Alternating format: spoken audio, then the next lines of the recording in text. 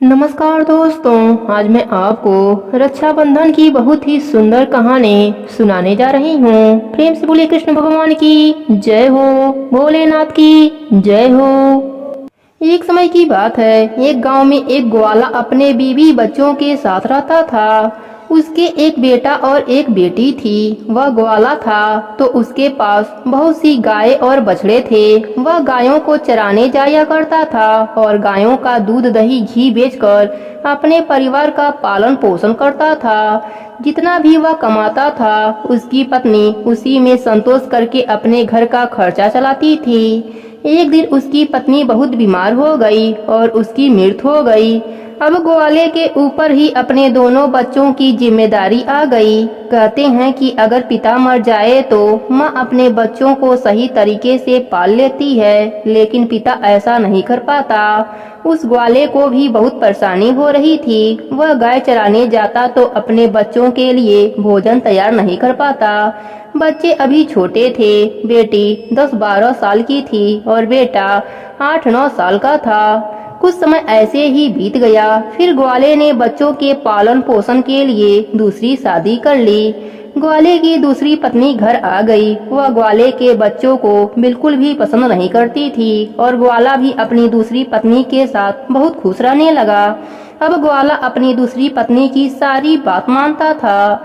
धीरे धीरे समय बीतता है और बच्चे और बड़े हो जाते हैं। लड़का 12 साल का हो जाता है। उसकी दूसरी माँ उसे बिल्कुल भी पसंद नहीं करती थी। एक बार अपने पति से कहती है कि आप क्यों गाय बछड़ों को चराने जाते हो? अब तो आपका लड़का बड़ा हो गया है, अब से गाय बछड़ा चराने के लिए इसे भेजा करो। फिर वह ग्वाला अपने लड़के को गाय बछड़ों को लेकर जंगल में भेज देता है और शाम को वह लड़का वापस आता है। इधर उसकी लड़की भी बड़ी हो गई थी। वह घर का सारा काम करती, खाना बनाती और अपने भाई को अपने हाथों से खाना खिलाती। वह लड़की भगवान शिव जी की परम भक्त थी। वह भोलेनाथ की रोज पूजा पाठ करती। वह दोनों भाई बहन एक दूसरे से बहुत प्यार करते थे और दोनों आपस में बातें करते कि पता नहीं हमारे पिताजी को क्या हो गया है, वह हम पर अब बिल्कुल भी ध्यान नहीं देते। जब से हमारी माँ की मृत्यु हुई है हमारे कितने कष्ट भरे दिन आ गए हैं। तब बहन अपने भाई को समझाती है कि तू बिल्कुल भी चिंता मत करो, तुम्हारी बड़ी बहन है ना, हमारे भोलेनाथ भी हैं। यह कहकर वह अपने भाई का ढाढ़स बढ़ाती है। फिर भाई कहता है, दीदी मुझे माँ की बहुत याद आती है। अगर आज हमारी माँ होती तो हमें कितने प्यार से खाना खिलाती। दोनों भाई बहन अपने माँ को याद करके रोने लगते हैं। ऐसे ही दिन बीत रहे थे। एक दिन लड़का गाय चराने जंगल में गया। जंगल में लड़के को एक शेर मिल गया तो लड़का दौड़कर एक पेड़ पर चढ़ गया और शेर से कहने लगा, शेर भाई तुम मुझे क्यों खाना चाहते हो? तब शेर ने कहा, भाई मैं बहुत भूखा हूँ, अगर तुम चाहते हो कि मैं तुम्हें ना खाऊं तो तुम मुझे एक गाय या बछड़ा दे दो, जिसे खाकर मैं अपनी भूख मिटा सकूं। लड़के ने कहा, भाई मैं अपने बहन का इकलौता सहारा हूँ, मेरी बहन रो रो कर मर जाएगी। मेरे पिता और सौतेली माँ हैं जो हम दोनों पर बहुत अत्याचार करते हैं। मैं अपनी बहन का उम्मीद टूटने नहीं दे सकता। फिर भी तुम्हें मुझे खाना है या गाय और बछड़ा खाना है तो मैं नहीं कह सकता, क्योंकि इसके लिए मुझे अपने पिताजी से पूछना पड़ेगा। तब शेर ने कहा, ठीक है, कल तुम अपने माता पिता से पूछकर आ जाना। फिर लड़का शाम को अपने घर गया और पिताजी से कहा, पिताजी आज मुझे जंगल में शेर मिला। अभी पूरी बात हुई भी नहीं थी कि उसके पिताजी ने उसे 2 चांटे लगा दिए। फिर वह रोने लगा। रोते रोते उसने कहा, पिताजी मैं आपसे कुछ कहना चाहता हूँ, आप मेरी बात को सुन लीजिए। जैसे तैसे लड़के ने अपने पिताजी को सारी बात बताई कि जंगल में उसे एक शेर मिला, वह मुझे खाएगा या गाय और बछड़े को खाएगा। सारी बातें उसकी सौतेली माँ सुन रही थी। उसने कहा, गाय और बछड़ा कम नहीं होने चाहिए, पता है वह कितने कीमती हैं। उनके दूध से ही तो हमारा घर चलता है और तुम्हारे बिना तो हमारा कुछ नहीं बिगड़ेगा। इसलिए अच्छा है शेर तुम्हें ही खा जाए। अब वह बेचारा दुखी मन से अपने बहन के पास गया। उसकी बहन ने खाना खिलाया और पूछा कि तुम इतने उदास क्यों हो। तब लड़के ने सारी बात अपने बहन को बताई। तब उसकी बहन समझाने लगी कि तुम तो मेरे जिंदगी का आधार हो भाई, तुम्हारे बिना तो मैं जीने की सोच भी नहीं सकती। अगर तुम्हें कुछ हो गया तो मैं भी जिंदा नहीं रहूंगी, इसलिए तुम जंगल को जाना, एक बछड़ा शेर को खाने को दे देना। अगर गाय जिंदा रहेगी तो बछड़ा तो और भी आ जाएंगे। और उसके पिताजी ने भी यही कहा था कि शेर तुम्हें खा जाएगा तो पुत्र तो और भी हो जाएंगे। यह सारी बात बहन ने सुन ली थी तो भाई ने कहा ठीक है बहन। दूसरे दिन वह फिर जंगल में गया। शेर उसका इंतजार करता हुआ मिला। शेर ने कहा कहो तुम अपने माता पिता से आज्ञा लेकर आ गए या मैं तुम्हें खा जाऊं। तब लड़के ने सारी बात शेर को बताई और कहा मेरी बहन ने कहा है कि तुम एक बछड़े को खा लो। फिर शेर बछड़े को लेकर अपनी गुफा के तरफ चला गया और लड़का खुशी खुशी अपने गाय चराने लगा। उस शाम को घर आया तो उसके माता पिता ने गाय बछड़ों की गिनती करने लगे तो एक बछड़ा कम था। वह समझ गए वह बछड़ा लड़का शेर को दे दिया है। इस बात पर वह दोनों बहुत गुस्सा हुए और उसे मारने लगे। उसके पिता ने उसे डंडे से इतना मारा कि वह बेहोश होकर गिर पड़ा। उसकी बहन यह सब देख रही थी और उसको बहुत बुरा लग रहा था, लेकिन वह कुछ भी नहीं कर सकती थी। जब उसके माता पिता चले गए तब बहन अपने भाई को उठाकर कमरे में ले गई और उस पर पानी की छींटे मारे। जब वह होश में आया तो उसे पानी पिलाया, खाना खिलाया और दोनों भाई बहन खूब देर तक रोते रहे। फिर बहन ने कहा भाई अब तुम्हारा यहाँ रहना खतरे से खाली नहीं है। मेरे पास माँ की निशानी या अंगूठी है, तुम यह पहन लो और यह घर छोड़कर चले जाओ। अगर तुम जीवित रहोगे तो मुझे आस रहेगी और हम कभी ना कभी जरूर मिलेंगे।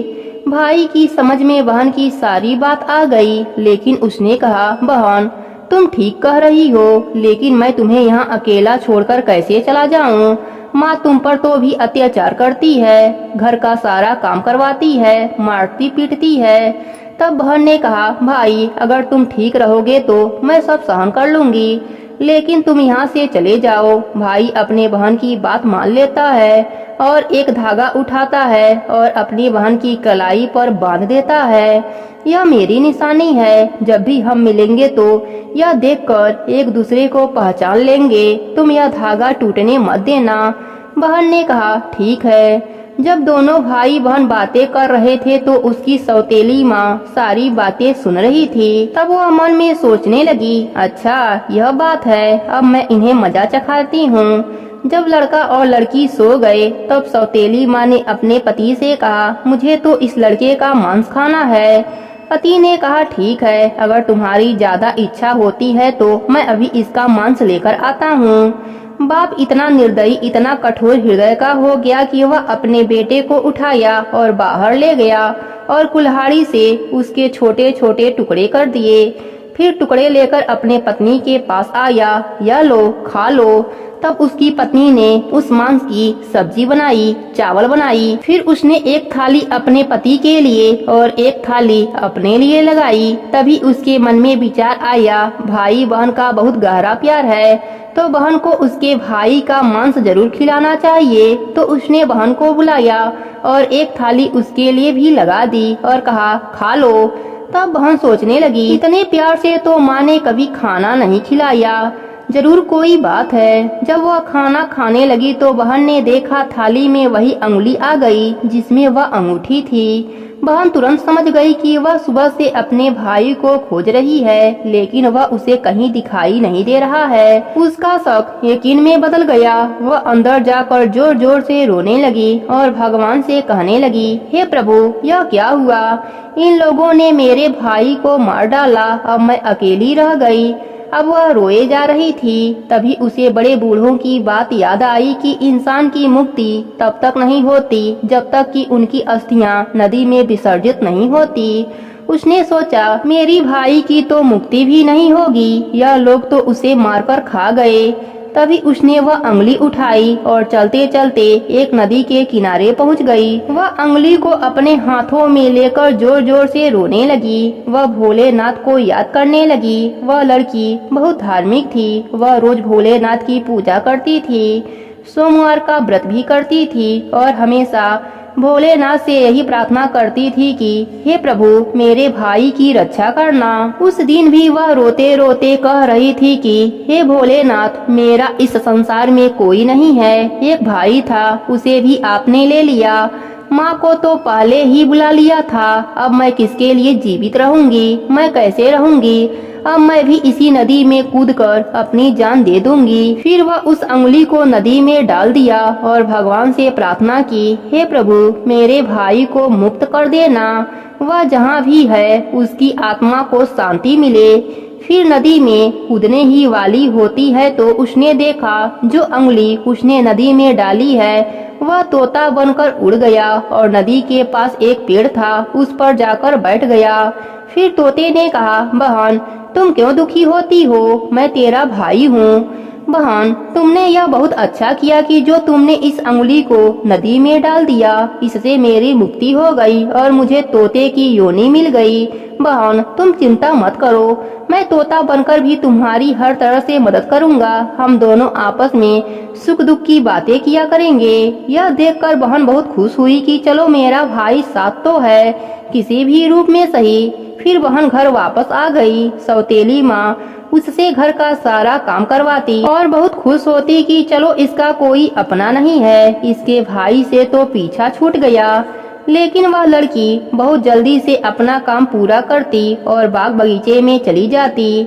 वहाँ उसका भाई उसका इंतजार कर रहा होता है। दोनों भाई बहन खूब बातें करते हैं। वह अपने बहन को अच्छे फल खिलाता है। सावन का महीना चल रहा था। लड़की सावन महीने में पूजा पाठ करती, सावन सोमवार का व्रत रखती और पूजा पाठ करने के बहाने से वह बगीचे में जाती। तोते ने कहा, बहन, तुम चिंता मत करना। यदि माँ पिताजी तुम्हें यहाँ न आने दे तो मैं घर के बाहर किसी डाली पर बैठा दिखाई दूंगा।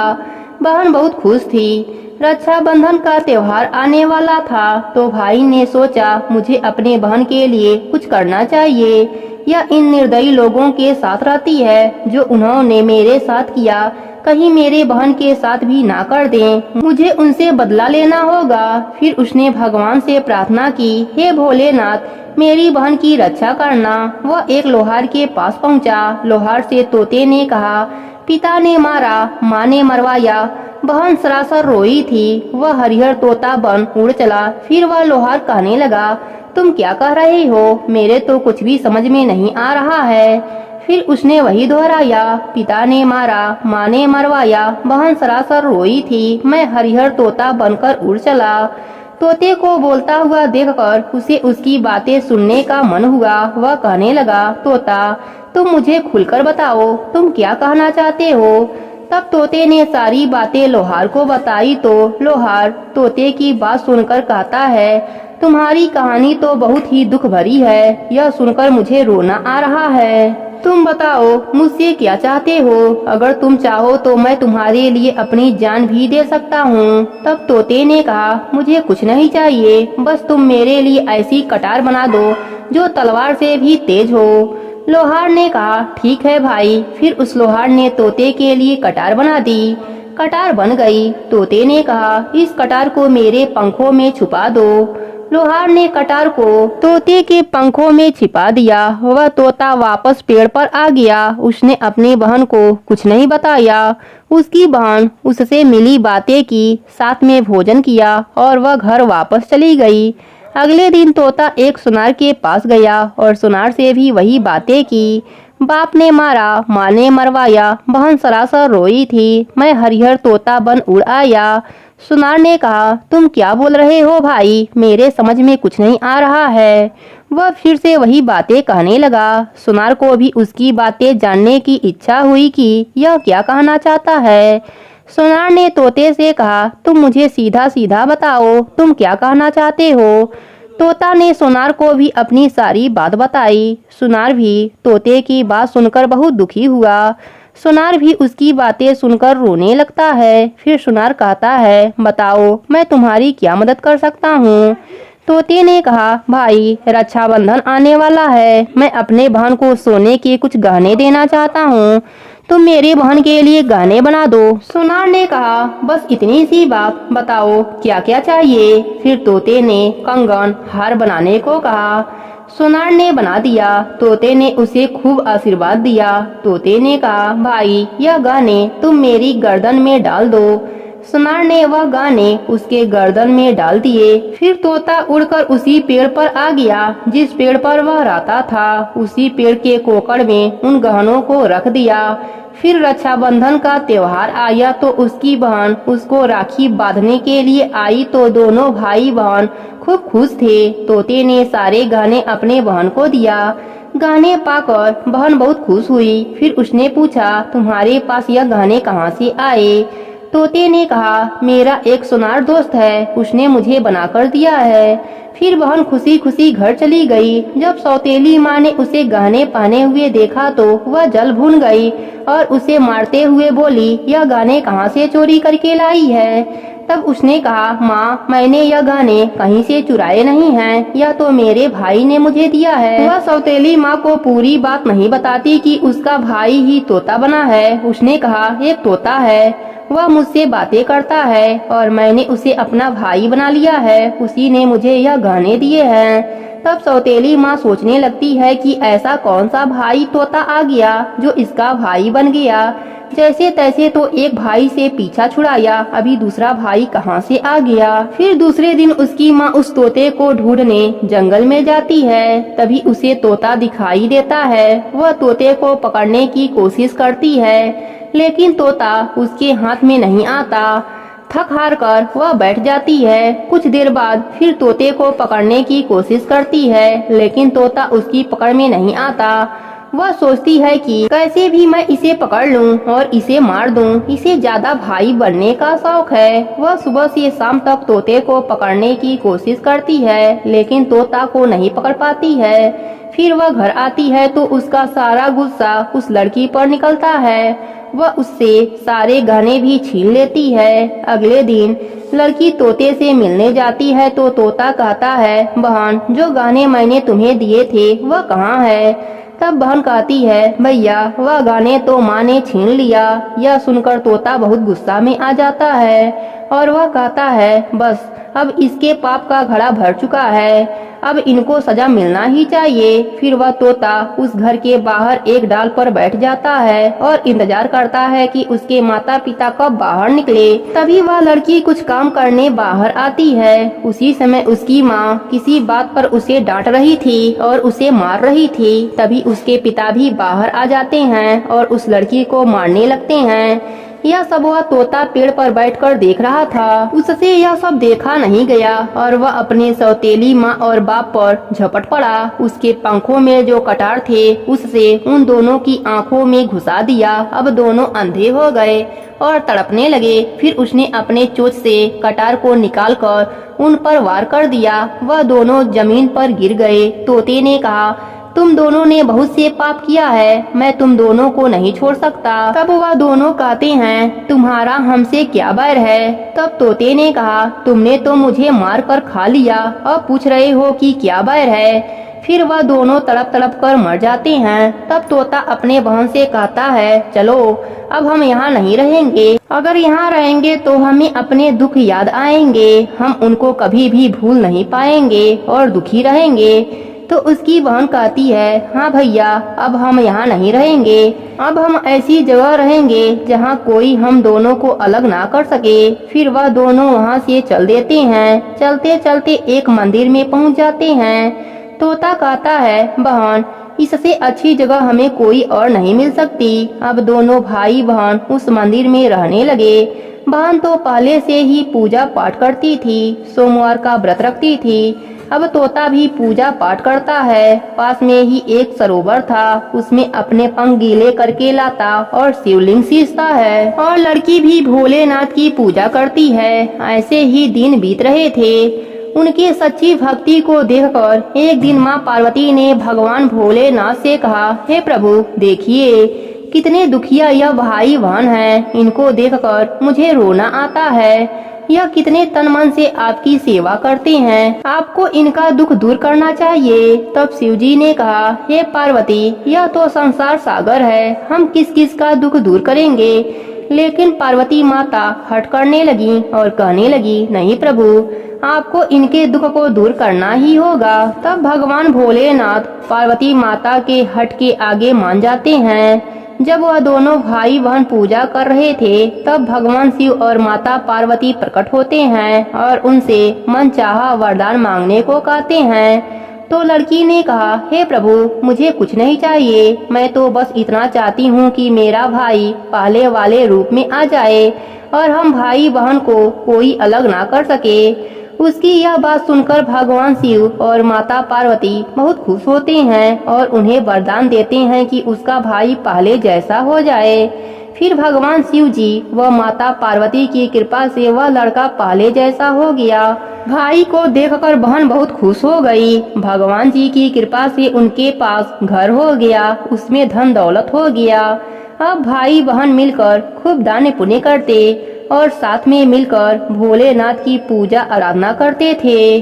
प्रेम से बोलिए भोलेनाथ की जय हो, पार्वती माता की जय हो।